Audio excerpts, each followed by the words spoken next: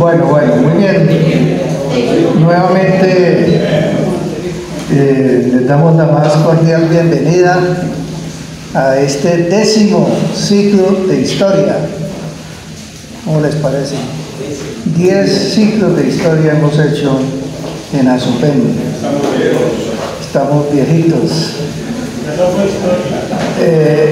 Este ciclo de historia es de las actividades más queridas por Azupen. Es una actividad que nos llega al corazón y hemos contado con la colaboración y empuje total de Luis Efraín. Él es el alma, corazón y vida, como dice la canción del ciclo de historia. Yo también. Y la esposa también.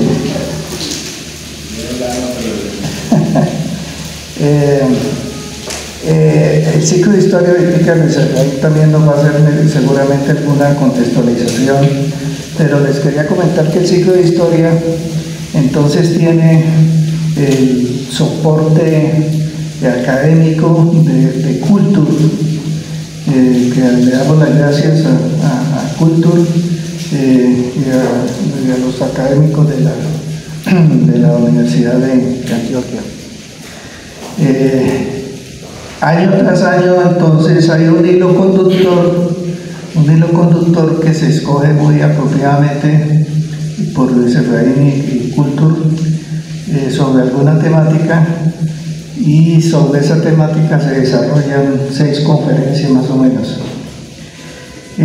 Para este año 2023 el hilo conductor es científicos e industriales antioqueños, una temática muy interesante donde escucharemos conferencias relacionadas con el proceso de desarrollo regional industrial de los científicos en Antioquia. Vamos a tener a Francisco Antonio Sea, Guillermo Chavarría, temas relacionados con confección, con fútbol, con la historia de Antioquia, con las librerías, en fin. De hecho, estamos muy orgullosos del libro de historia que logramos sacar también con el ciclo de historia, cuando el bicentenario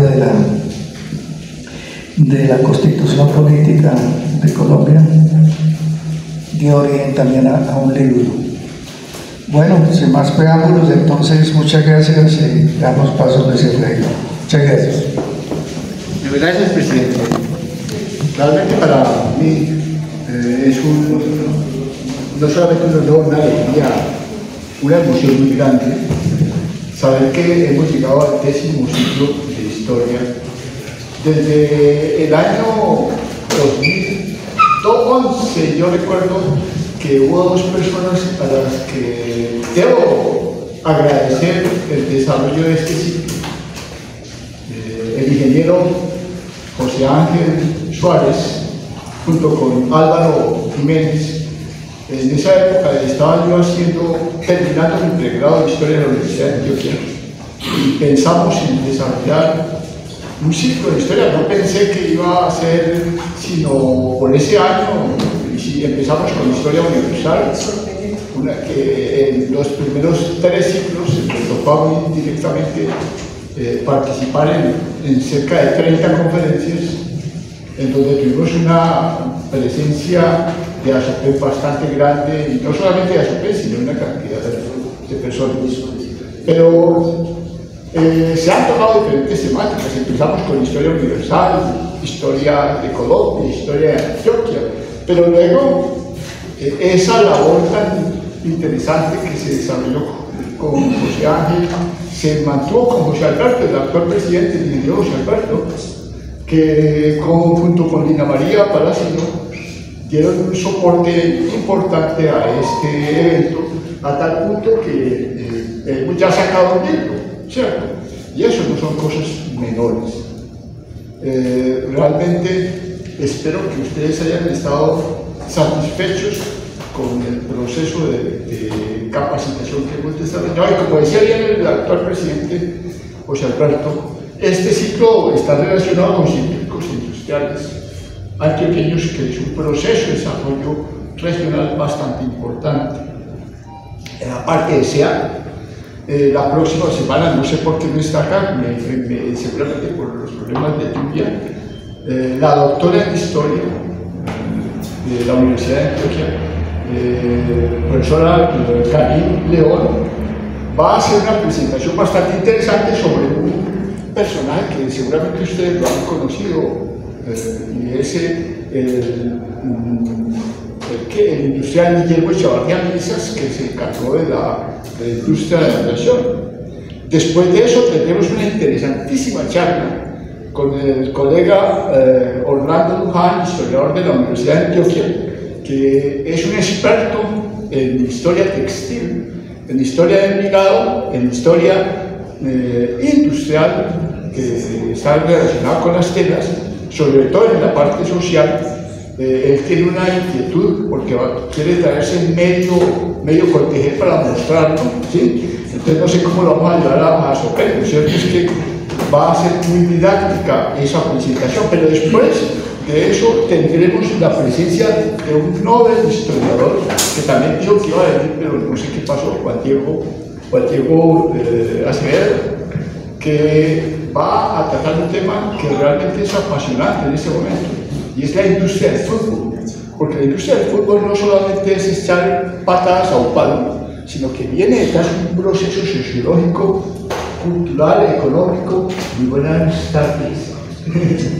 Entonces, hay una gran cantidad de aspectos que seguramente les llamarán la atención. No se van a hablar solamente del Medellín, ni del Nacional, ni del Envigado, ni de las Águilas, que en este momento están bien, sino va a ser algo muy interesante sobre todo este proceso de la industria del fútbol. Y finalmente terminamos con dos charlas que a mí me parecen bastante interesantes, de un colega y compañero en la maestría de Historia de la Universidad de Antioquia, Alejandro Restrepo Ochoa, de hecho de los Restrepo, que es descendiente del padre Restrepo. Los pachereques. Entonces, ustedes saben que el padre Restrepo fue un gran progenitor de una cantidad de antioqueños, ¿sí? Así pues que pertenece a esa gesta del padre Restrepo, ¿cierto?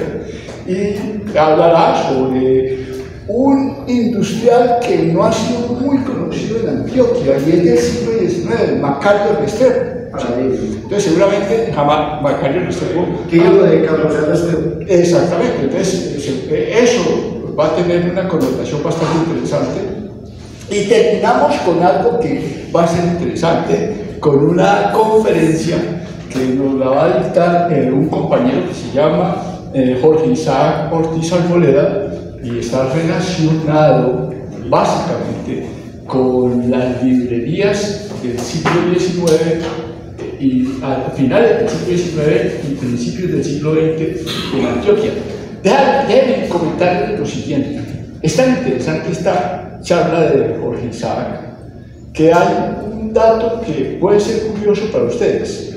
Entre 1890 y 1910, en una pequeña ciudad, una villa que era Medellín, en donde no había más de 25.000 habitantes, en ese periodo de tiempo se tenían 3.000 diferentes tipos de revistas literarias. Se cerraban unas, abrían otras, pero en un trayecto tan corto de tiempo.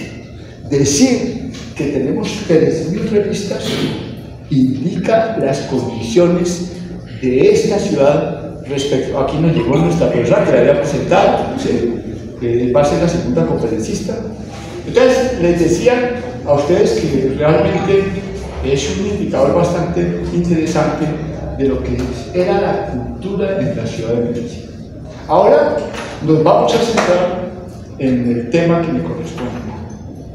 Y les voy a decir respetuosamente, Se llama Francisco Antonio Sea, científico revolucionario, les estoy tapando, científico revolucionario y diplomático neogranadino. Pero quiero pedirles unas sinceras disculpas a todos ustedes, porque yo no voy a hablar ni del Sea revolucionario ni del Sea diplomático, porque es un tema que implicaría unas conferencias mucho más amplias. Lógicamente, tendré la oportunidad de referirme a él en esos aspectos de una manera general, ¿cierto? Pero la importancia de esta charla está relacionada con Francisco Antonio Sea como científico. Crean lo siguiente: en este momento estoy desarrollando una investigación con el apoyo parcial del Real Jardín Botánico de Madrid para poder evaluar toda la carga académica que este importante señor brindó al Real Jardín Botánico en 4 años que estuvo allá. Lo van a conocer ahora. Pero es una persona que realmente es conflictiva. Cuando ustedes hablan de Francisco Antonio Sea, la mayoría de ustedes piensan que fue, escúchenme la grosería que voy a decir, un crack, una persona que robó, una persona que desfalcó al Estado colombiano. Pero cuando la historia se hace para afectar a personas, es muy fácil decir las cosas. La historia hay que trabajar con fuentes primarias, con rigurosidad, no por decir las cosas. Puedo decir con seguridad, porque yo he trabajado un poquito la parte diplomática y la parte financiera, que sobre eso hay infinidad de puntos que realmente vale la pena desactivar. Y por eso mi relación con Francisco Antonio Sea no está relacionada con la parte revolucionaria, que fue muy importante, y diplomática, sino con la que me acerca mucho a él. Como ustedes saben, yo soy ingeniero forestal y la labor que desarrolló él en la parte botánica fue extremadamente importante, aunque ustedes van a tener al final de esta conferencia un cuestionamiento que voy a hacer sobre el tipo de investigación que desarrolló Francisco Antonio Sea. De hecho, es una persona tan contradictoria que hasta lo afectó después de muerto. Déjenme decirles que el préstamo británico se hizo en 1821 aproximadamente, y él murió en 1822, un año más. No tuvo tiempo para poder defender sus procedimientos. Pero no estoy yo para defenderlo. Estoy en este momento para evaluar cuál fue su gestión como botánico. Entonces, bajo esa larga introducción que he venido desarrollando, que era necesario, vale la pena hacer otra serie de comentarios, como por ejemplo, la vida le ha dado tan duro después de muerto, y escúsenme la incongruencia que estoy hablando, a Francisco Antonio Sea, que últimamente, hacia 1975, sufrió sus últimos embates. Yo no sé si ustedes saben que el pintor Fernando Botero se casó con Gloria Sea. Gloria Sea era descendiente directa de Francisco Antonio Sea. Los más mayorcitos, que aquí son pocos, ¿sí?, se van a dar cuenta que antes, en 1970, 1980, el museo de Medellín se llama Museo Francisco Antonio Sea. Hay un comentario que suena como risible de parte de el actual museo, en donde dicen que cambiaron el nombre de Francisco Antonio Sea porque los turistas que venían a Medellín en esa época, que no eran muchos en esa época, lo confundían con Museo de Cera, ¿sí? Entonces decían, voy allá a buscar el Museo de Cera y no me encuentro con nada. No, eso es un comentario que realmente suena como para tratar de minimizar el cambio del nombre de ese museo. Ese museo se llama ahora Museo de Antioquia, pero tiene una historia muy particular. Fernando Botero y Gloria Sea se casaron más o menos en 1955, pero el matrimonio duró muy poquito tiempo. Duró solamente 5 años, donde se presentaron 3 hijos. Desafortunadamente este matrimonio terminó en condiciones bastante deplorables. Mucho. La relación fue nefasta.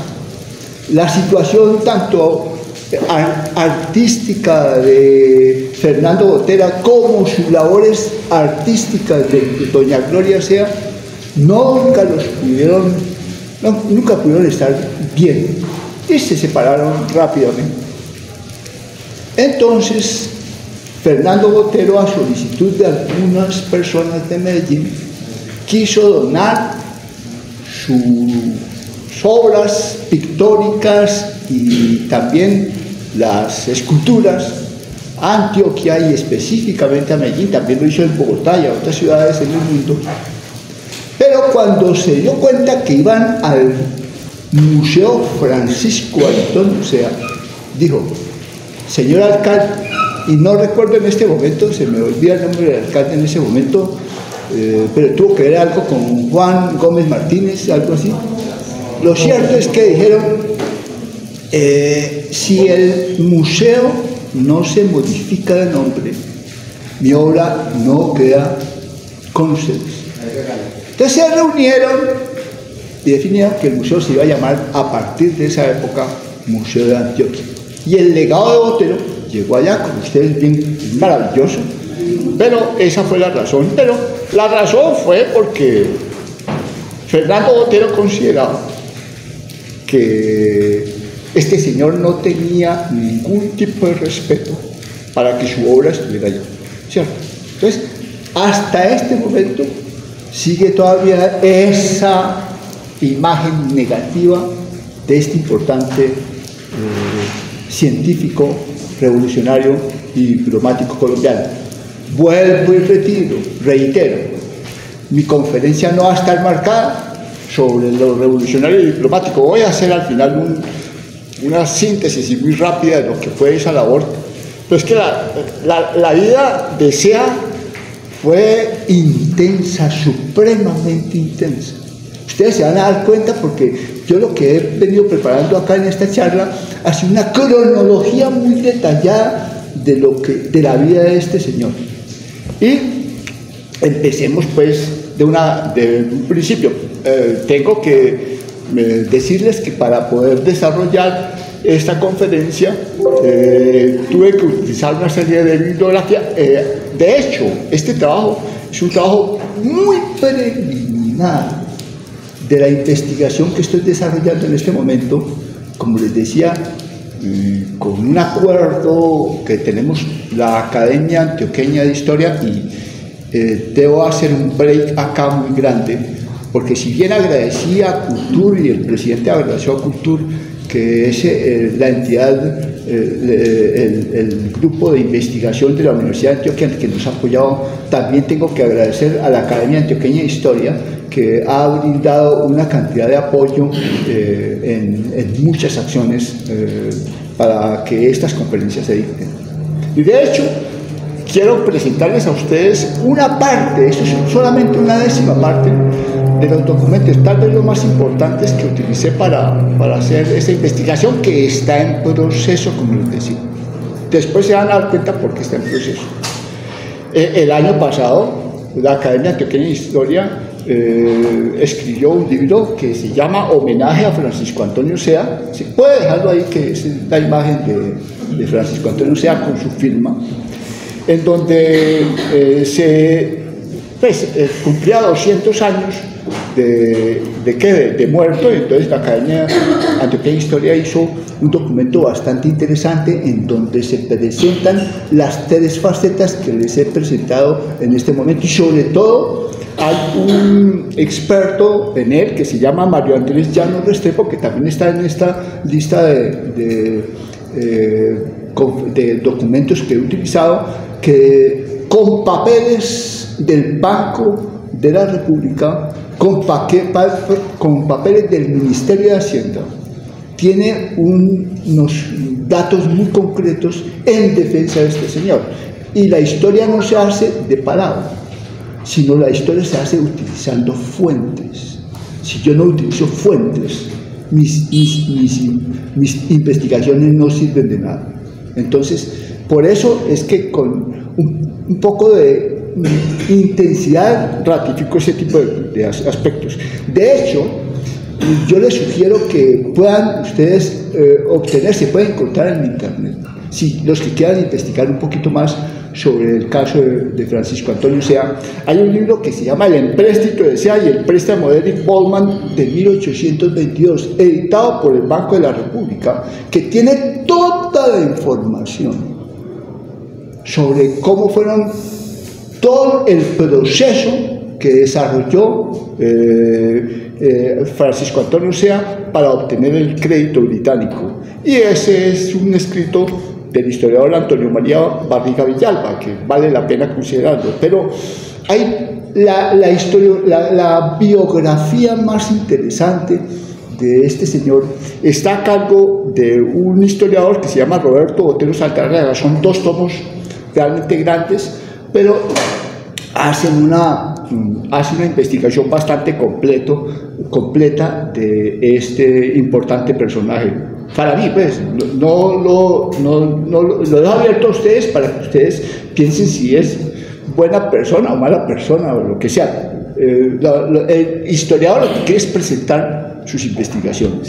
E igualmente hay un trabajo del padre Jaime Serna Gómez, que en su momento se llamaba Humberto Bronx, que se llama Francisco Sea y una selección de sus escritos. Ese trabajo lo hizo la Academia Antioqueña de Historia a través de su repertorio histórico, que el repertorio histórico es el órgano de divulgación de las diferentes investigaciones que los historiadores académicos y profesionales que tiene la Academia de Historia realiza. Y el padre de Serna Gómez desarrolló una bonita selección de toda la documentación que escribió este señor, lo que me sirvió a mí muchísimo para poder ir a analizar y estar en ese proceso de cuál fue la real labor como botánico de este señor. Como les decía, hay un escrito fabuloso de Mario Andrés Llanos Restrepo en donde hace un análisis muy detallado del legado diplomático de este antioqueño. Está disponible en la Academia Antioqueña de Historia. Yo iba a traer algunos documentos, seguramente para la próxima charla brindaré algunas copias de ellos para que ustedes tengan un conocimiento mucho más detallado de la labor de este señor. Y finalmente, 2 historiadores me ayudaron muchísimo para poder trabajar la parte botánica, que fue Sergio Elías Ortiz, que evaluó, y estoy totalmente de acuerdo con las decisiones de él sobre las actividades científicas. Ya más tarde analizarán hasta dónde llegué yo, para que se den cuenta qué fue lo que pasó con SEA en la parte botánica. Y de la historiadora Diana Soto Arango, historiadora maravillosa, que es de la UPTC, pero que trabajó en España mucho tiempo y que estuvo relacionada con el Jardín Botánico de Madrid, en donde presenta a SEA como un criollo ilustrado en uno de sus libros, y otro como periodista botánico y político, muy parecido a lo que les estoy planteando. Como ustedes ven, esa es la imagen diplomática de Francisco Antonio Sea, pero quiero, a modo de introducción, aunque esta introducción está tremendamente larga, ¿sí?, pero es que era importante hacer este comentario. ¿Sí? Y lo hago con la lectura más detallada de lo que un historiador muy importante como Germán Arciniegas escribió. Todos los pueblos son veleidosos y olvidadizos. Les pido el favor de que se concentren tremendamente en esta frase, porque realmente lo eriza a uno como historiador y como habitante de este país. Pero quizás el colombiano llega a los extremos más deplorables y lo estamos sufriendo actualmente. El caso de SEA es al mismo tiempo desconcertante y típico de su vida deslumbrante por el patriotismo romántico que sirvió de punto de apoyo para la independencia de toda América. Solo quedó trabajando la leyenda maligna del empréstito de Londres. Nosotros, y recuerden muy bien, somos un país peligroso y olvidadizo. De hecho, en 1984, curiosamente 86 tal vez, un presidente que era historiador, imagínense, como Belisario Betancur, amante de la historia, nos quita el derecho en primaria y secundaria de estudiar historia. Él no tuvo la culpa seguramente. Hubo muchas influencias, pero la falta de historia, de conocimiento, de enseñanza de historia en el país es un indicador de lo que estamos viviendo en este momento. Yo no soy historiador que plantee que porque el que no conoce la historia la sufre después.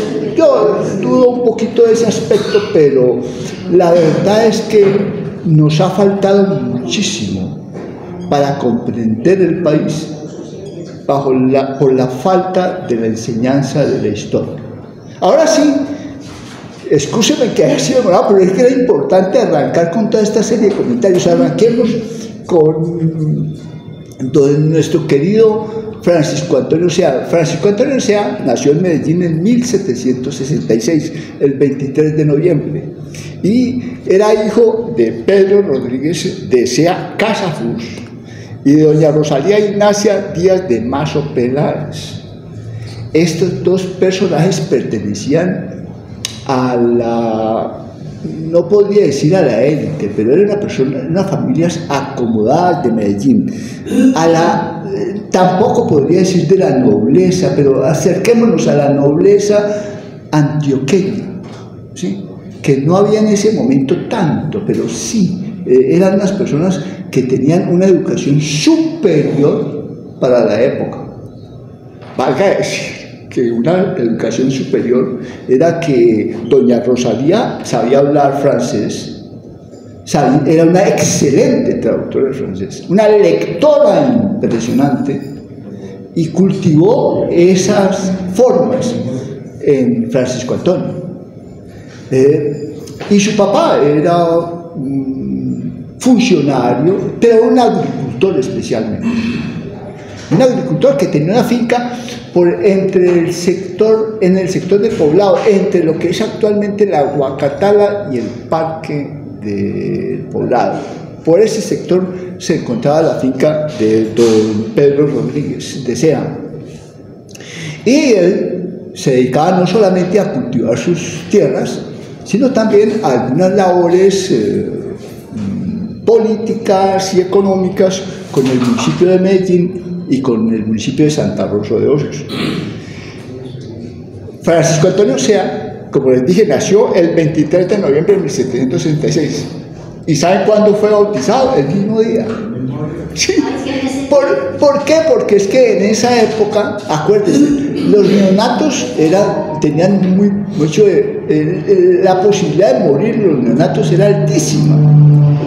Entonces, todas las señoras antioqueñas, muy amantes de su religión, tenían que poder, necesitaban bautizar a su hijo lo más pronto posible, porque si no, de pronto se iban al limbo, y eso era una cosa supremamente grave para ellos.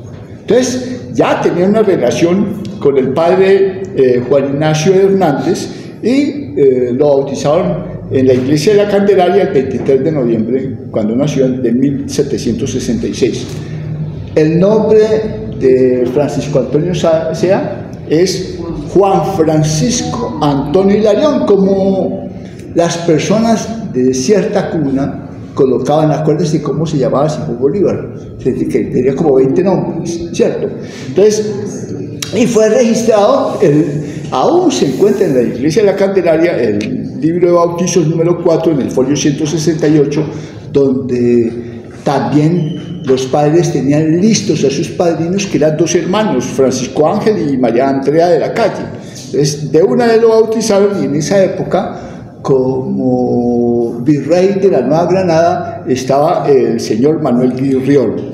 Y Sea tuvo 2 hermanas, María Francisca y María de Jesús.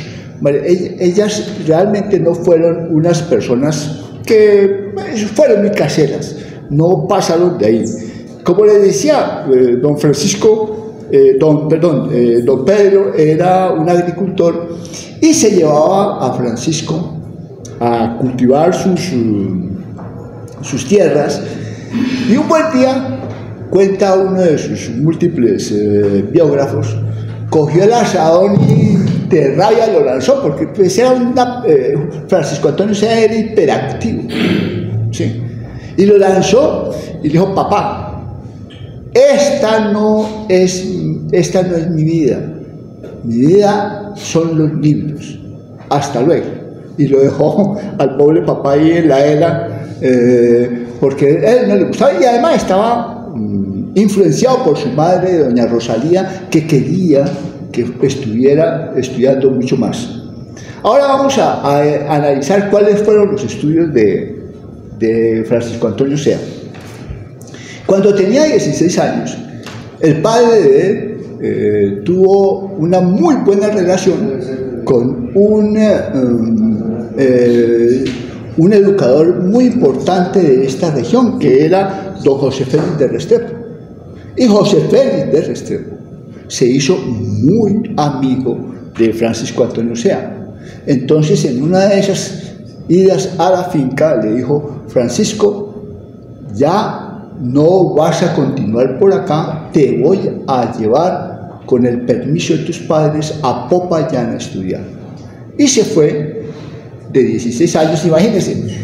Yo solamente quiero que se ubique en la Nueva Granada de 1782, donde viajar de Medellín a Santa Fe, Bogotá, implicaba 15, 20, 30, 45 días, dependiendo de las condiciones del clima. Ahora llegamos en media hora. Pero viajar de Santa Fe, de Medellín a Popayán era toda una odisea de 2 meses. Sí, porque es que había que pasar montes, todo el suroeste era selva. Acuérdense que la colonización antioqueña arrancó a principios del siglo XIX, ¿cierto?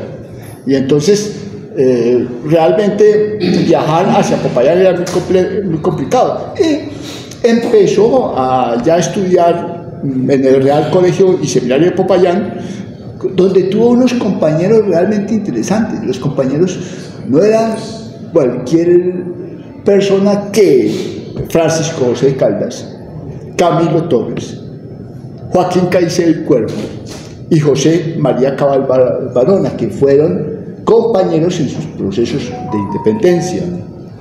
En Popayán, en el seminario de Popayán, estudió pues gramática,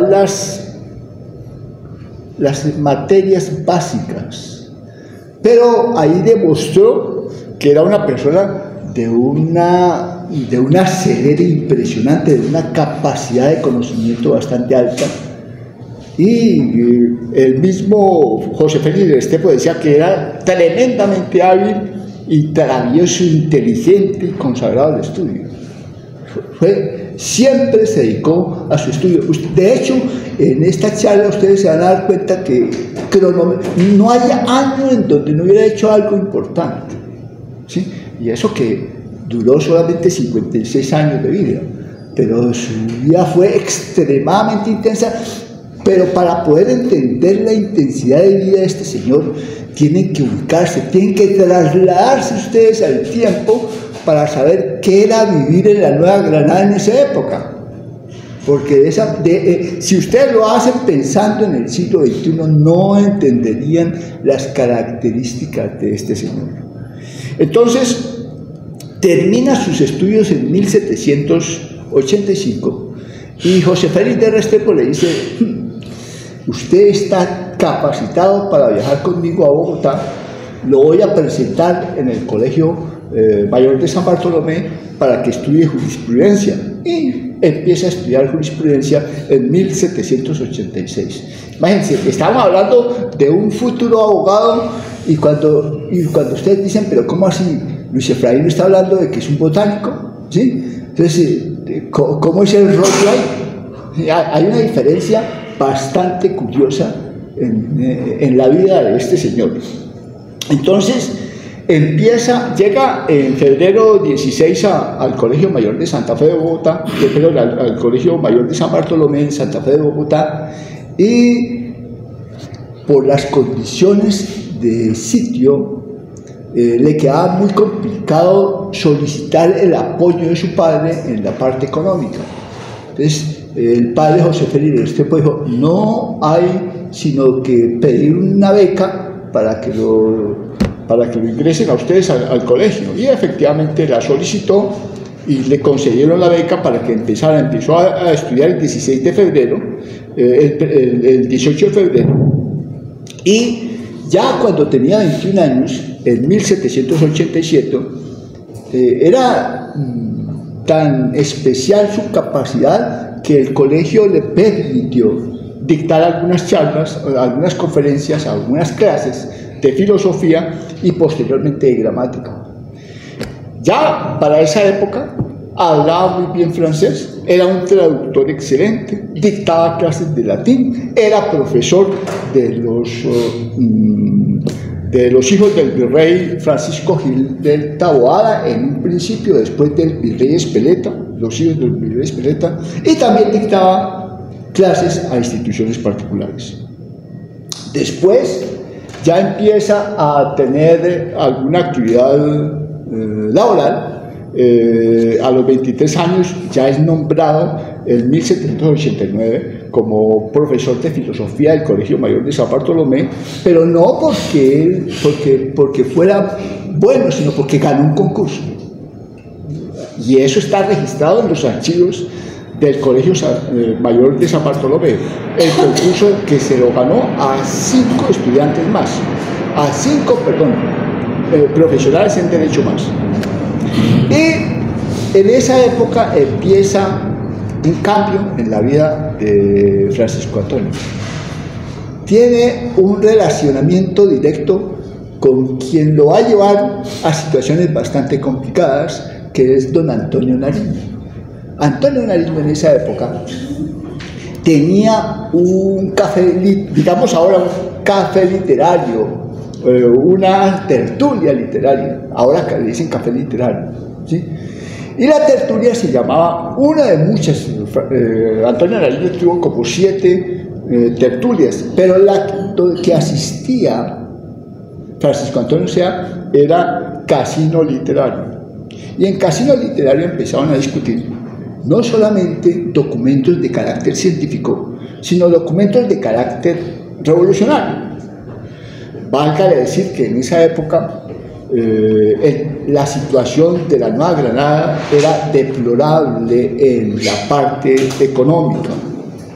Yo podría decirles que tendríamos un país con una biodiversidad tan impresionante, con una riqueza natural. En esa época se llamaba riqueza natural, ahora se llama biodiversidad. Son términos sinónimos, pero lo cierto es que en esa época, con esa riqueza natural, la posibilidad que se pudiera desarrollar algún aprovechamiento era extremadamente pobre.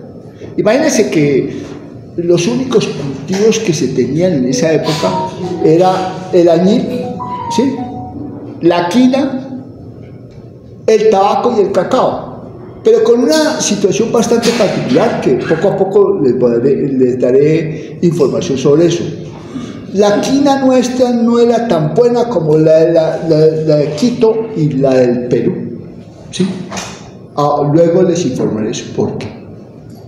El caso del añil, se podía sacar una buena producción, pero la calidad no era tan buena como la de Centroamérica. El caso del cacao, el cacao nuestro era relativamente bueno, el mejor era de Venezuela y estaba mucho más cerca para la exportación hacia Europa. El nuestro tenía muchos problemas de calidad. Y finalmente el tabaco.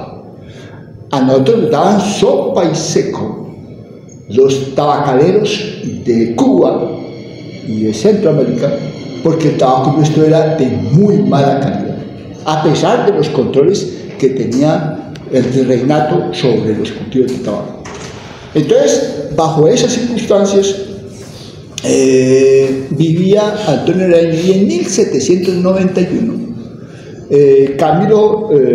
Antonio Nariño le da la oportunidad a Nariño para que empiece a expresar sus ideas revolucionarias, sus ideas de cambio, en el periódico que tenía, que ustedes lo conocen muy bien, que era el papel periódico de Santa Fe de Bogotá, y empieza a escribir algunos artículos. El seudónimo de Francisco Antonio era Ebéfilo, porque venía de Ebe, la diosa de la juventud, la diosa que distribuía la ambrosía y el néctar entre los dioses, la diosa de la enseñanza, ¿cierto? Entonces, por eso escogió este nombre, Ebéfilo, y empezó con un discurso a la juventud, porque la juventud los criollos, me refiero, estaban completamente aburridos ante un imperio como el español, que solamente era extractivo. Estaban pendientes del oro, pero no estaban pendientes en desarrollar la región. Valga decir que para 1791, las vías que tenía la Nueva Granada eran prácticamente las mismas que encontraron los colonizadores cuando llegaron acá, eran las mismas que tenían los indígenas. De pronto, la vía Bogotá, Santa Fe de Bogotá a Tunja era la que se había desarrollado un poquito más, pero vías hacia otra parte del territorio de la Nueva Granada eran extremadamente pobres. Y menos, lo que buscaba el gobierno español era que nosotros, los neogranadinos, importáramos todos los productos exclusivamente de España, pero no permitían que vinieran de Francia, de Inglaterra, de Holanda. Había unas restricciones bastante altas, entonces había un constreñimiento bastante alto para el desarrollo. El desarrollo era bastante fuerte, pero peor. Si les estoy indicando eso respecto a la parte de desarrollo regional, en la parte educativa era pobrísima. Entonces, no recuerdo en este momento el dato, pero creo que el porcentaje de analfabetismo en esa parte, en ese momento, era del 95%. Es decir, ni siquiera los españoles que venían tenían una educación adecuada, ¿cierto? Los nativos muy poco, solamente los pocos ilustrados eran de familias ricas que puedan salir y aprender. El caso de Francisco Antonio Sea, que sabía latín, francés, empezó a hablar inglés ya en esa época, era indicativo. Y en ese escrito que decía Avisos de Ebéfilo, un discurso previo a la juventud, habló sobre la necesidad de que el virreinato cambiara, modificara las formas, la metodología y la pedagogía que utilizaba en sus pocos sitios de educación, y que por favor mejoraran el nivel de selección de los maestros, que era muy pobre, y pedía que se incluyera algunos otros temas de interés, como el caso, como así que en un colegio de esa época lo que enseñaban era latín y filosofía, ¿sí? Y religión, pero las ciencias naturales no. En un país como, en una región como la de la Nueva Granada, tan rica en recursos naturales, no teníamos conocimiento. Imagínense ustedes que en ese momento los 4 cultivos que les estoy diciendo eran los únicos. La papa no se podía trabajar adecuadamente sino para cultivo de pancoger, y eso que era un producto propio de la región, ¿cierto? Entonces no se conocían los suelos, no se conocía el clima, no se conocían las especies, no se conocían las características de esas especies para poder desarrollarlas económicamente. Entonces, ¿cómo se podía hacer país si la base de ese conocimiento no se tenía, y menos la educación? Entonces, este señor solicitó al virreinato que se empezara a mejorar en esos aspectos, que incrementara las ciencias naturales, las ciencias exactas, que hablaran de economía, que hablaran de comercio, de industria, de agricultura, de política, también de literatura, de artes, porque había que diversificar un poquito, que no nos dedicáramos solamente al estudio del latín y de estudiar un poquito de filosofía. Pero aquí empieza en este momento el cambio de vida del abogado, del jurisconsulto Francisco Antonio Sea. El 11 de noviembre de 1791, cuando tenía 25 años, él tenía un relacionamiento muy alto con el director de la Real Expedición Botánica, José Celestino Mutis. Empezó así como hizo con Antonio Nariño, a contactar, a relacionarse, a hablar con él. Y José Celestino Mutis, viendo que era una persona con una capacidad bastante alta, le sugirió: hombre, lo necesito aquí en la expedición botánica, e inicialmente lo nombró como su segundo agregado, porque el padre Eloy Valenzuela y Mantilla renunció porque tenía que viajar hacia lo que es actualmente Santander, y entonces dejó esa vacante, y Francisco Antonio Sea ingresa de manera ya oficial a trabajar en la Real Expedición Botánica. Y al año siguiente, gracias también a la labor que presentó durante ese año José Celestino Mutis, lo nombra oficialmente como subdirector de la Real Expedición Botánica de Bogotá.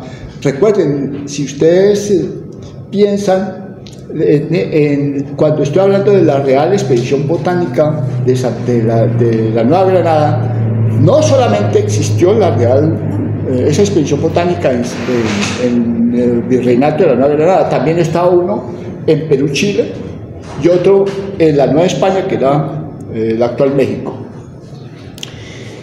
Pero cuando ya es nombrado como subdirector de la Real Expedición Botánica, entonces Mutis le dice a nuestro querido amigo, bueno, aquí estoy hablando mal, a Francisco Antonio Sea, ¿sí?, que él no podía permanecer en Santa Fe, Bogotá, que lo necesitaba en Fusagasugá, ¿sí? En Fusagasugá, ¿por qué? Porque era otro punto donde la Real Expedición Botánica estaba trabajando, conociendo la flora y la fauna local.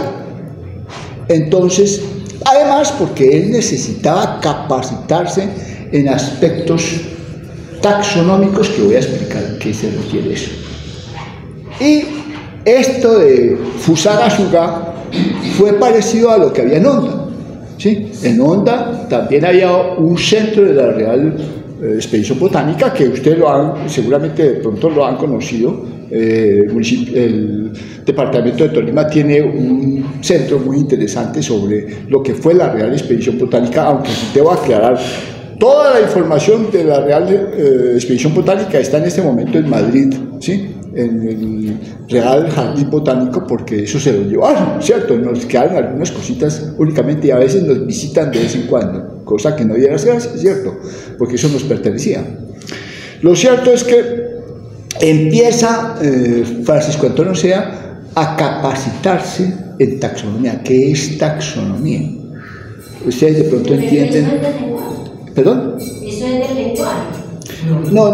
Taxonomía sí tiene que ver con el lenguaje, pero en la parte botánica es la clasificación, pero hay una clasificación, porque es que hay dos aspectos en botánica, y aquí ya voy entrando a la parte científica de este señor. Hay una parte que es la taxonomía y otra parte que es la cladística. La taxonomía es la manera como nosotros, los que trabajamos botánica, clasificamos una planta por sus características exógenas, es decir, por la forma de la hoja, por las características de la hoja, si es simple o compuesta, porque tiene nervadura o no tiene nervadura, porque es aserrada o no es aserrada, porque la flor es de una característica o de otra característica. Solamente observando los aspectos exógenos de la planta, el tallo, el olor, uno puede llegar a familia, a género y a especie, y hasta puede llegar a orden. Entonces, identifica exactamente qué es lo que pasa, ¿cierto? Y entonces la tarea del amigo Sea en ese momento fue capacitarse en taxonomía, capacitarse en clasificación, conocer la flora de la región, conocer la fauna de la región, tratar de clasificarla ordenadamente. Pero también tenía una tarea muy grande, trabajar en la producción de quina. La producción de quina, ustedes van a tener una curiosidad porque la quina se llama Cinchona pubescens o Cinchona officinalis. Esta se clasificó en el Perú de esa manera. Y se clasificó porque quien era virrey del Perú en ese momento, que era don Luis Jerónimo Fernández de Cabrera y Bobadilla, era el conde de Chinchón, ¿sí? Entonces, en España. Entonces, por eso, el que clasificó en ese momento la puso como Cinchona pubescens, en honor al virrey del Perú. ¿Qué pasa con la quina? La quina era un producto medicinal, es una planta medicinal, un arbusto medicinal, que se utiliza es básicamente la cáscara, pero no es como el corcho, que el corcho usted quita la cáscara, lo descorcha, ¿sí? Y usted sigue produciendo corcho, se regenera.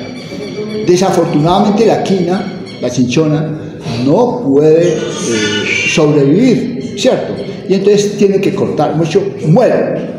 Pero hubo en esa época una situación bastante complicada con la quina porque les decía que la producción de quina en la Nueva Granada era regular en cuanto a calidad.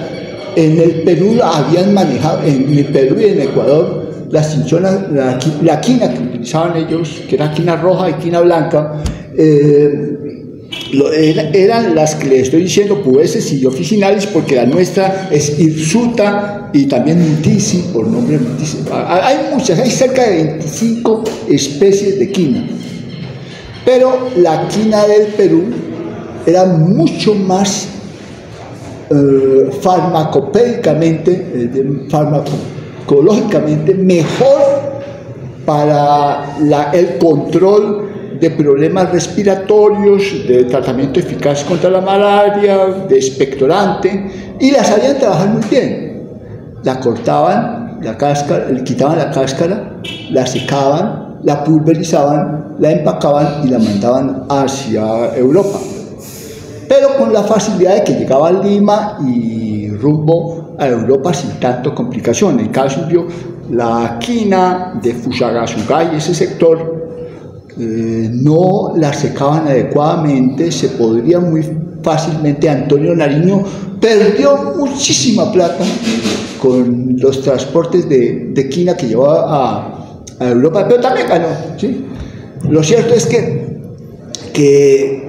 la calidad de la quina nuestra no era tan buena como la que desarrollaban en Perú y Quito, porque por la tecnología, la incipiente tecnología que ellos utilizaban.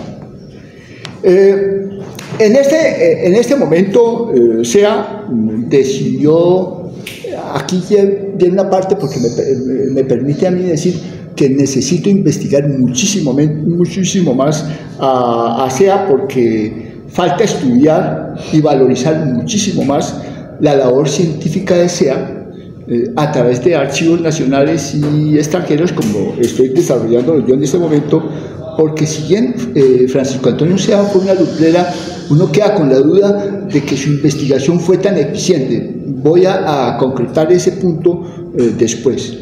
Y en este momento, en 1792, viene un quiebre en la investigación científica de Francisco Antonio SEA. Francisco Antonio SEA conoció directamente a Antonio Nariño el libro de los derechos humanos. Y cuando lo leyó, le dijo a Antonio Nariño: oiga, realmente nosotros a nuestros cosecheros de Fusagasugá los estamos atendiendo como dicen los derechos del hombre, no estamos haciendo nada mal. Pero además de eso, el amigo Francisco Antonio SEA tuvo un relacionamiento con un personaje que de pronto ustedes lo han escuchado, que es Eugenio Santa Cruz y Espejo. ¿Quién es él? Eugenio Santa Cruz y Espejo fue quien empezó a hacer el 20 de julio en Quito, ¿sí? Estoy haciendo un parangón, ¿sí? Es decir, el que empezó a hacer el proceso de revolución en Quito, primero que en Bogotá. Y entonces por esa situación fue expulsado del reino de Quito y lo mandaron a Santa Fe de Bogotá.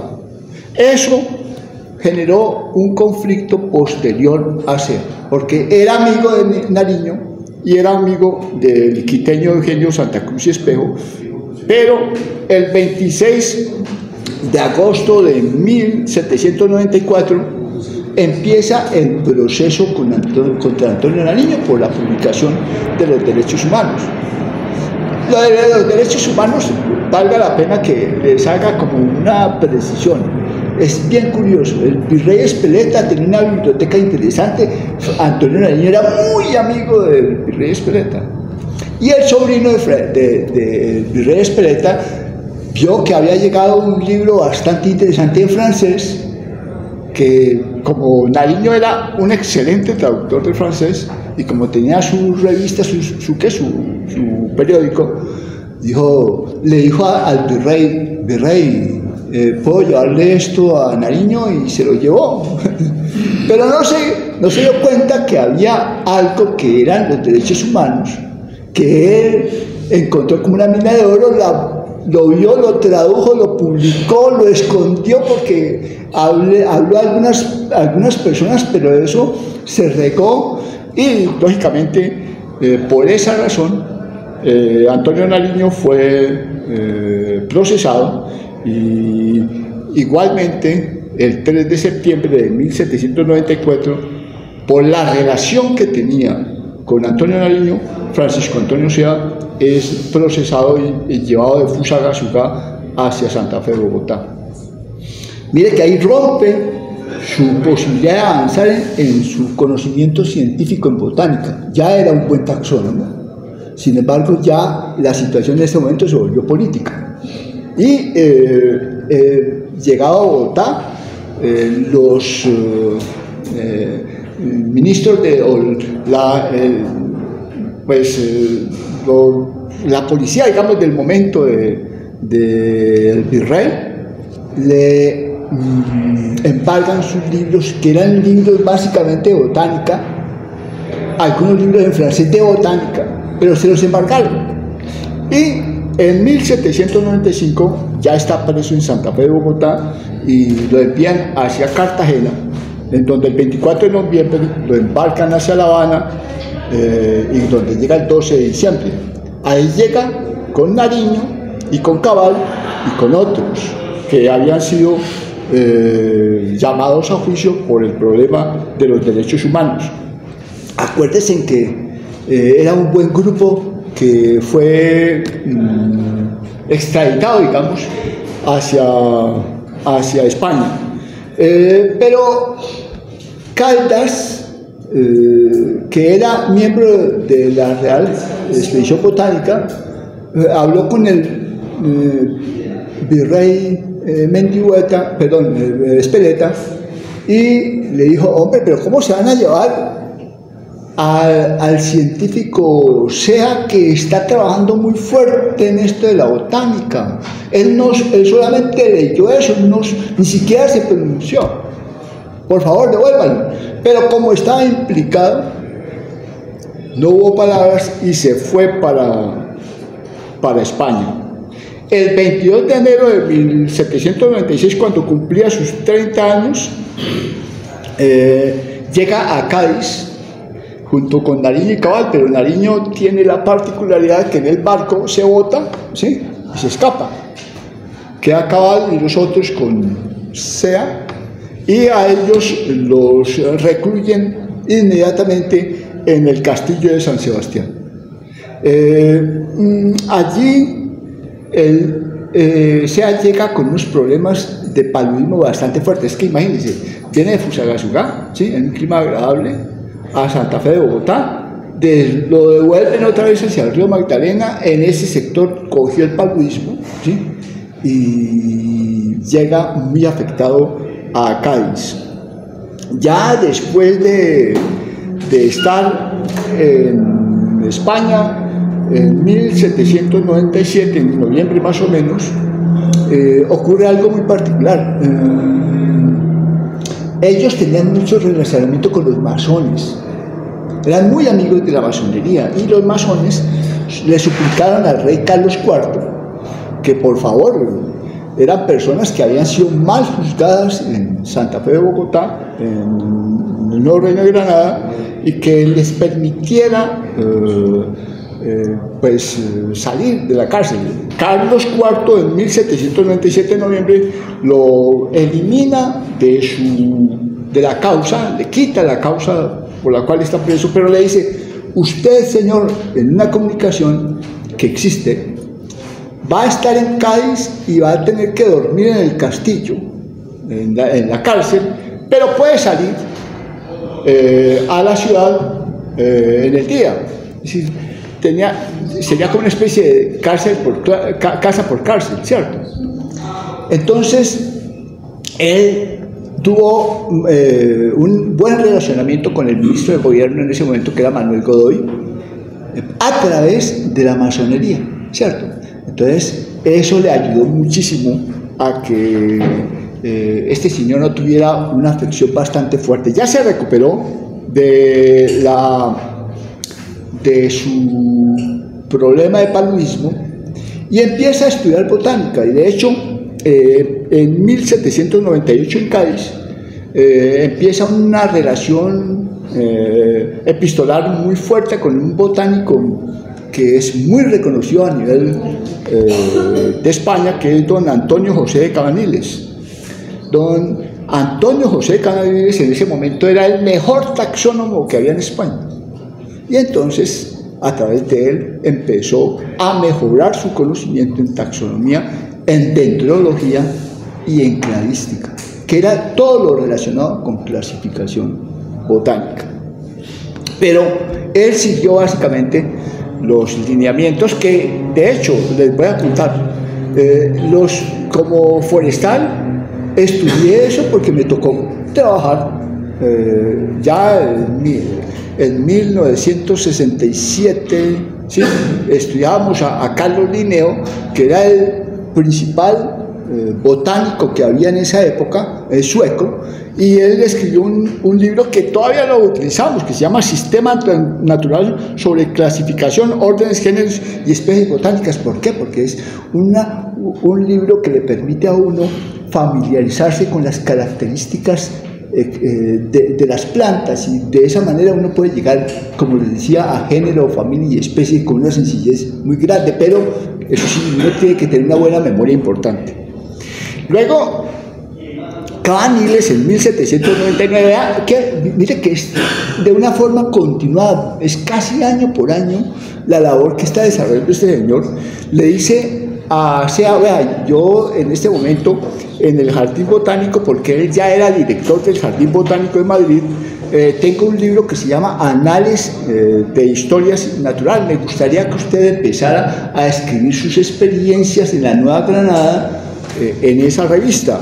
Y viviendo en Cádiz, actualmente esa dirección existe en la calle Enrique de las Marinas, en donde hay una placa en donde dice: aquí vivió Francisco Antonio Sea. Empieza a desarrollar su actividad botánica nuevamente, que había abandonado durante los años que estuvo preso. Ya en el 15 de mayo de 1799 le informan los fiscales españoles que lo habían declarado completamente inocente, y le entregan el documento del Consejo de Estado donde decía que podía ya desempeñar cargos públicos, pero que tendría que mantener una prisión moderada, ¿sí? Es decir, seguía viviendo en el castillo, pero en la cárcel, pero que podía salir a realizar sus actividades. Bajo esa situación jurídica nueva que tiene, el 29 de agosto de 1799, tiene un relacionamiento muy grande con el ministro de Hacienda de su época, que era don Mariano Luis de Urquijo, y le dice al ministro de Estado, don Juan Antonio Caballero, que debía colocar la libertad de Sea lo más pronto posible. Pero este señor, Mariano Luis de Urquijo, le dijo que lo debían poner en libertad porque había una misión que le habían dedicado a Alexander von Humboldt para ir a la Nueva Granada a conocer lo que estaba haciendo José Celestino Mutis. Entonces, dicen, nadie mejor que Francisco Antonio Sea, que va con él a poder presentarle lo que es la experiencia de la Real Expedición Botánica de Santa Fe, de la Nueva Granada. Pero el ministro dice: no señor, a este individuo lo necesitamos en España, él va a quedarse trabajando en España. Y el ministro le dice: no se va para la Nueva Granada, pero le permito que se vaya a Madrid, y ahí reitera esa amistad muy fuerte con el ministro Urquijo, y Urquijo le dice: mientras usted esté aquí en España, va a ir en representación del gobierno español a estudiar en Francia, y se va a estudiar a Francia botánica, y ahí empieza a conocer a una cantidad de botánicos importantes como Humboldt, como Laplace, que son expertos en los temas que les he comentado, y como Foncot-Céville, que eran las mejores, las lumbreras en esa época de la botánica en el mundo. Pero también tiene su parte política. Ahí empieza a conocer a Francisco de Miranda, ¿sí? Entonces su vida empieza a partirse no solamente en la parte científica, sino en la parte política, porque Francisco de Miranda le conoce, le plantea su proyecto de revolución, y él se va admirado no solamente de la calidad de Francisco de Miranda, sino también del conocimiento botánico y de las ciencias naturales que se tenía en Europa. Entonces le propone al gobierno español que se desarrolle en la Nueva Granada una academia que apoyara a la expedición botánica sobre ciencias naturales. Idea que no fue considerada. Hubiera sido interesantísimo que la expedición real botánica atendiera a ese planteamiento, decía, porque la revolución en conocimiento sobre los recursos naturales hubiera sido increíble. Pero no fue aceptado nuevamente. Le niegan la oportunidad, y en París conoce a una persona muy especial, que es Louis Garneson. No le voy a decir el nombre completo porque no, el francés se me traba, pero Louis de Garneson, ¿sí? Es el que publica una revista que se llama Magazine Encyclopédique Journal de ciencias botánicas, básicamente. Y le dice a Sea que por favor publique unos escritos en su revista. Acuérdense que Sea escribe y habla muy bien el francés. Este señor Luis de Garneson habla de que Sea, Cabanilles y Mutis son los mejores botánicos que existen en España. Imagínense el nivel que tenemos de este personaje. Paralelamente empieza Sea a escribir en la revista Anales de Historia Natural, que pertenece al Real Jardín Botánico, y escribe un artículo muy interesante que es El Salto de Tequendama, donde hace un análisis geográfico y botánico de esa región que realmente es aplaudido, y presenta en 1802 un documento que realmente es bastante atractivo y que en este momento estoy trabajando lo mejor posible, que se llama Luminoso Plan Reorgánico de la Real Expedición Botánica.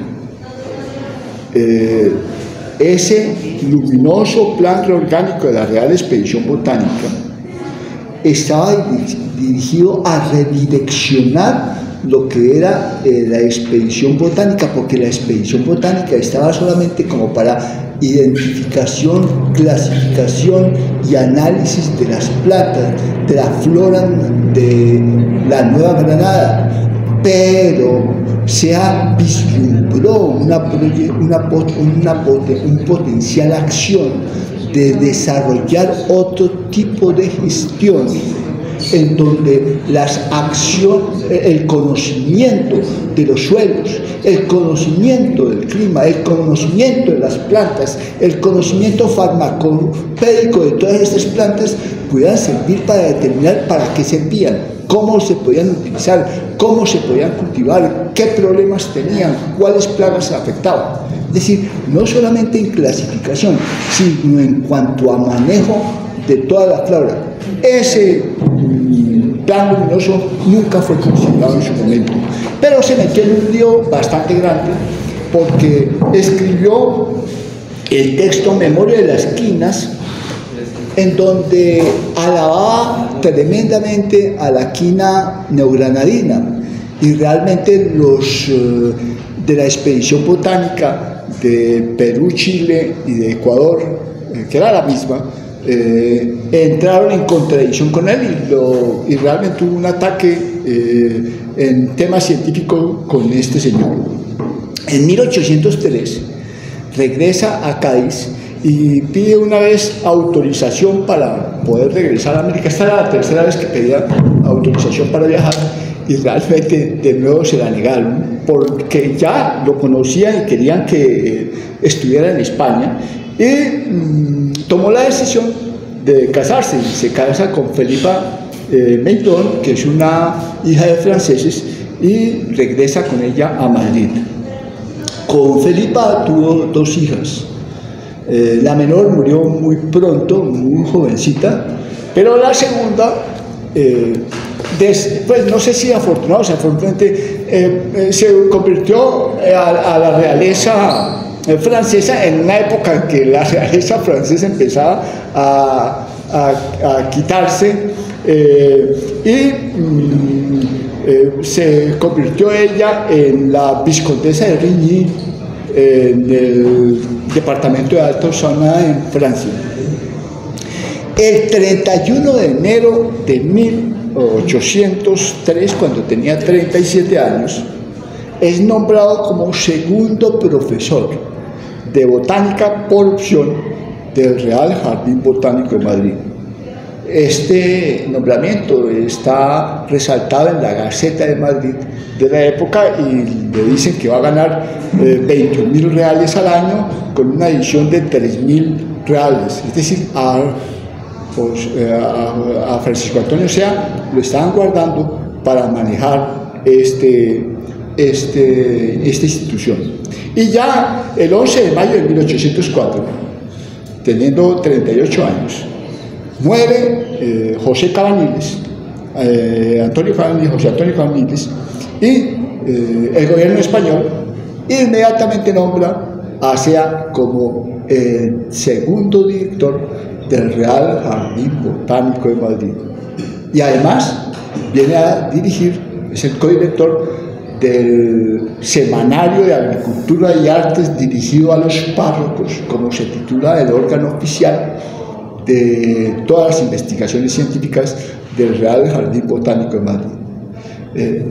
Es el primer personaje que viene de América que tiene la posibilidad de dirigir una institución como es el Real Jardín Botánico de Madrid.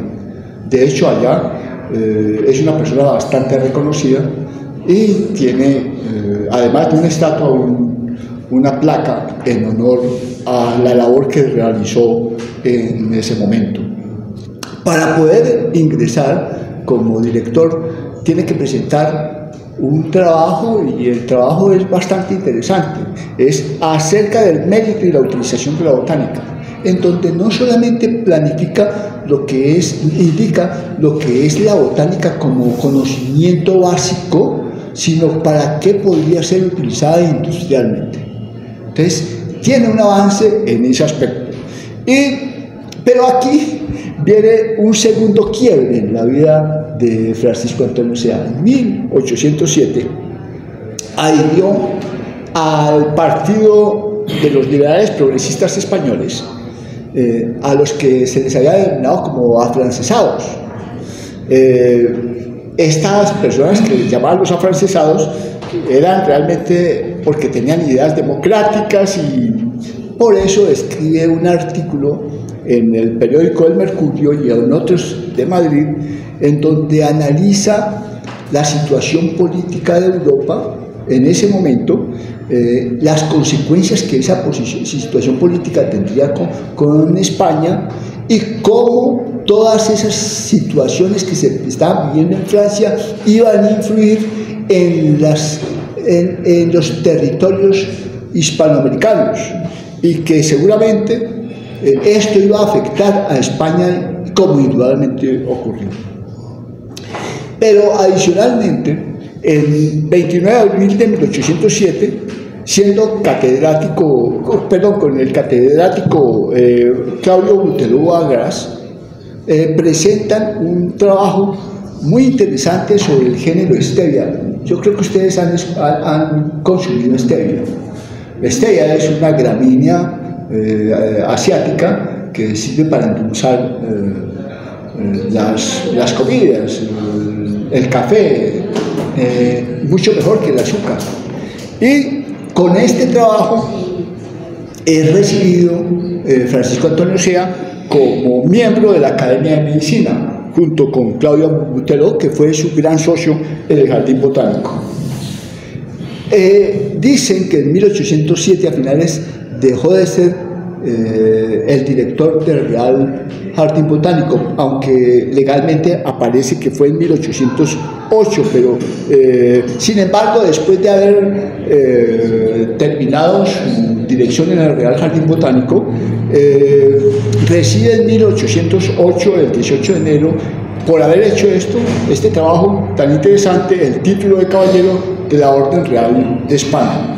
Miren que lo que les estoy mostrando no es que sea un tipo cualquiera, es un tipo que tenía una importancia grande en la España de esa época. Y ocurre algo muy curioso. En 1808 es derrocado Manuel Godoy, que era el ministro de gobierno, y abdica Carlos IV a favor de los franceses. Pero toma una posición política bastante clara y empieza a integrar una junta de notables americanos y europeos que la convocó José Bonaparte, Pepe Botella, ¿sí? el hermano de Napoleón Bonaparte, y que era el usurpador de España. Acuérdense que en esa época Francia necesitaba invadir Portugal, pidió permiso para pasar por España y se quedó en España, ¿sí? Entonces sacó a Carlos IV y Francisco Antonio Sea estuvo participando en en redactar una constitución para España e Hispanoamérica. Es decir, ya se casó políticamente. Y el 7 de julio de 1808, en una audiencia con José Bonaparte, pronunció un discurso bastante elocuente en donde le agradece a Napoleón el interés por las colonias hispanoamericanas, porque él decía que las colonias hispanoamericanas debían tener los mismos derechos de los españoles peninsulares. Los criollos no tenían los mismos derechos. Y en ese sentido reconoció a Bonaparte como monarca de España, lo cual le motivó a Napoleón a decir que no tenía ningún problema porque para las independencias de las colonias españolas en América. Eso fue bastante importante para poder definir cómo sería el futuro de Sea. Y ya en noviembre de 1810, cuando, acuérdense, ya había pasado lo del 20 de julio en Colombia, en la Nueva Granada, es nombrado, como está apoyando a Napoleón, es nombrado como jefe de la segunda división del Ministerio del Interior para atender temas como era la educación, la cultura, la agricultura. Esto lo nombró el ministro de gobierno en ese momento, que era el marqués de Almenara. Mire que la posición de Sea era bastante alta. Fuera de eso, el 11 de febrero de 1811 ingresa a la Sociedad Económica de Amigos del País en Madrid y es nombrado el siguiente año como prefecto de la Comisión de Málaga, en donde empieza a tener una posición bastante fuerte a favor de los franceses. Pero no iba a pensar en lo que iba a llegar, que en 1813 los españoles, con el apoyo de los británicos, sacan a los franceses de España, de la península, y ¿qué le tocó hacer? Salir volado, ¿sí? Salir volado hacia Francia, porque apoyaba a José Bonaparte, porque lo acusaron no solamente de apoyar a José Bonaparte, sino de traicionar la causa de Fernando VII. Por esa razón, las propiedades que tenía Sea en España fueron embargadas, e incluso las que tenían en su provincia de Antioquia. Entonces todo fue embargado. El hombre ya está en París. De esa manera pasa otra situación bastante particular. En 1815, estando él en París, los aliados, España e Inglaterra, derrotan a los franceses. Entonces, acuérdense de Waterloo, ¿sí? Entonces, ¿qué le tocó hacer al amigo Sea? Volarse para Londres. Y ahí terminó su vida en Europa. Ya voy a dar un resumen muy grande sobre su actividad revolucionaria y sobre su actividad diplomática, para que ustedes tengan en cuenta cómo fue la actividad de este señor. En 1815 regresa a América, ¿sí? Vía Santo Domingo, en Haití conoce a Simón Bolívar, tiene una gran amistad con Simón Bolívar. Pero la amistad con Simón Bolívar no es gratuita, viene porque Francisco de Miranda habló muy bien de SEA.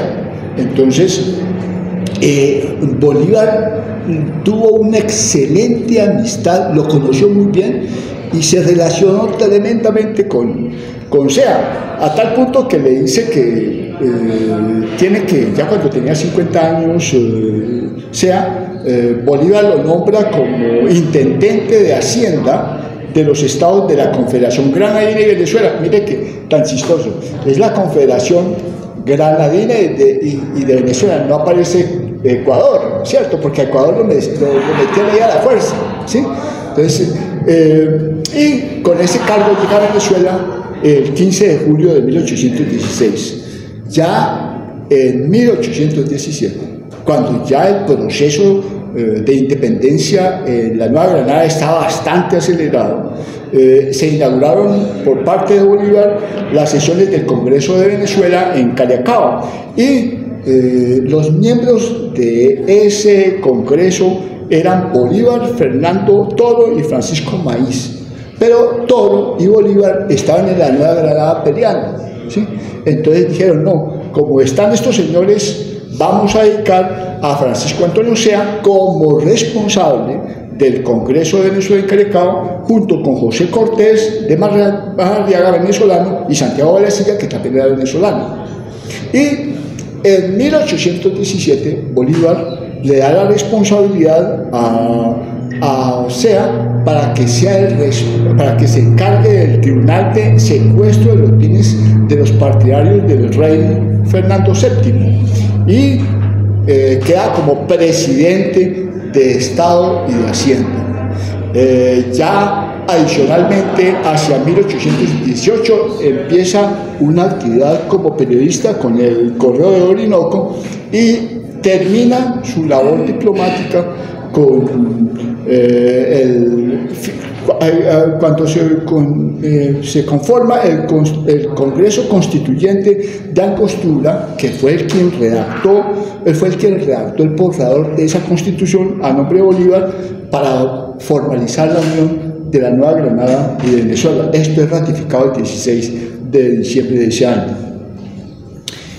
Después de esa situación, SEA es nombrado por Bolívar como el enviado extraordinario y ministro plenipotenciario de Colombia, no de la Gran Colombia. Acuérdense, la Gran Colombia nunca existió. Colombia, la única que existió fue Colombia, ¿sí?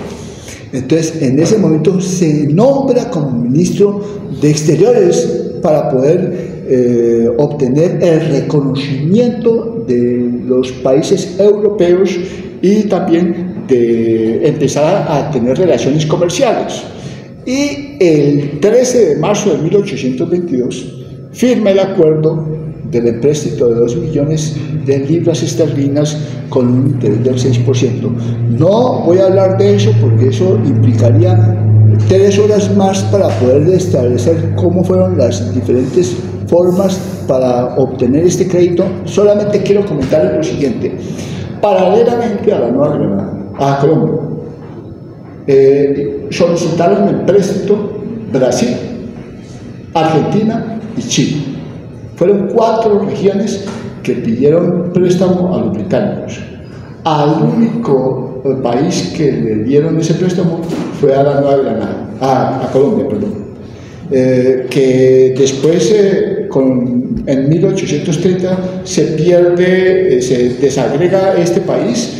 A Colombia le corresponde pagar como el 37-39% de la deuda, y la otra diferencia entre Perú y Venezuela, mucho menos. Aquí pasa una cosa bien curiosa. En junio de 1822, el presidente Pedro Igual le dice a SEA que le renueva el poder para obtener esos créditos. Oigan la fecha, eso fue, el 29 de septiembre de 1822. 1821. Y en octubre de 1821 le revocan esos poderes, ya cuando él había hecho el crédito el 13 de marzo de 1822. Pero desafortunadamente, el 28 de noviembre de 1822 muere en la ciudad de Bath, a los 56 años, en el Hotel George House. Si ustedes hacen un análisis de la vida de este señor, se van a dar cuenta que es de una intensidad impresionante. Como les decía, a los 52 años muere, y el 30 de noviembre de 1822, 2 días después de haber muerto, en el periódico The Morning Chronicle aparecen 2 páginas reportando la muerte de Francisco Antonio Acebo. Es realmente un documento bastante interesante para conocer la validez de este señor.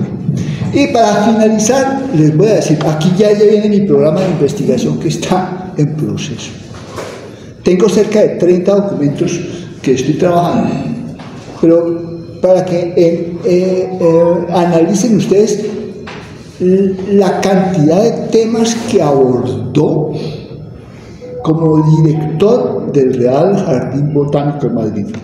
Yo solamente, de los 30, les voy a mencionar algunos solamente. Empezó con una memoria sobre la quina que fue muy cuestionada, debo ser muy claro, porque dirigió exactamente, la hizo como rigurosamente de la manera como lo hacía José Celestino Montis. Realmente no hubo un cambio diferente en cuanto a su propuesta metodológica ni científica, pero realmente fue muy interesante. Me causa mucha impresión como ingeniero forestal que también presenta un análisis sobre una plantación de árboles en Villanueva de la Sierra, en una época en donde los programas de reforestación eran realmente pocos, pero ya trabajaba este señor este tema. Entonces, silviculturalmente habría que analizarlo con mucho más detalle, pero trabaja algo que es nuevo para la época, porque si bien la palma de coco era importante, trabajó sobre el cultivo y utilidades de la palma de coco. Estamos hablando de 1800, es decir, 1804, es decir, que toda la información sobre las características de esta planta no estaban tan desarrolladas. Adicionalmente, trabaja junto con Esteban Butelu algo relacionado con extracto de flores para las industrias.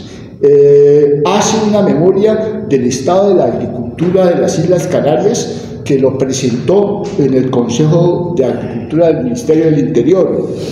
Presenta una memoria sobre el influjo del régimen dietético de los habitantes de España bajo la situación que vivían en esa época. Presenta un informe a la Sociedad de Agricultores del departamento del Sena y Oizá sobre las viruelas que generaba